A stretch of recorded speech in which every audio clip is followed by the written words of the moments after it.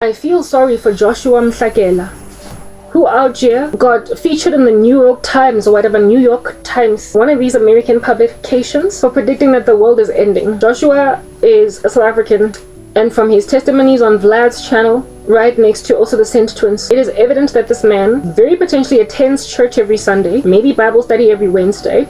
Don't know what he does for a living, but he is definitely not a pastor. And yet people call him a pastor from South Africa, a pastor from South Africa. It would make sense why a pastor that's been serving God for all these years would rock up suddenly and tell everybody that we're going home on this particular date.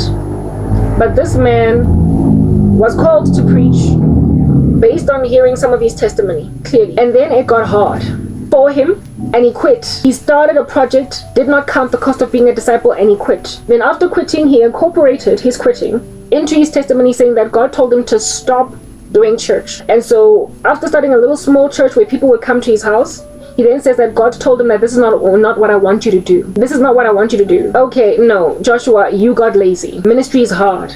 It's taxing. And people with drooly faces and with poverty in their lives and with sorrow lean on you, and they've got problems and they're weighty, and so to take care of people is heavy. To maintain ministry is heavy. It is also dangerous. And with all this danger, you made like the slothful servant and said there was a lion in the street, and so did not go out to work. This man dropped his call on to minister, and then ran with a vision where Jesus in drag rocked up and told him stuff. And now he has predicted that the rapture is happening on the 23rd and the 24th of September. So essentially, God is showing him that you're so influential and you're so gifted that when you speak, people listen. And I told you back then to preach and you didn't preach, and then now you rock up with a false prophecy and people ran with it. Can you imagine what you would have done if you had just hearkened to my voice when I told you go preach, go grab people from the flames of hell and bring them into my kingdom? You quit, and then you rock up and you give a false prophecy all these years down the line. He is not a pastor. He is a lazy servant that one day decided to give a vision that is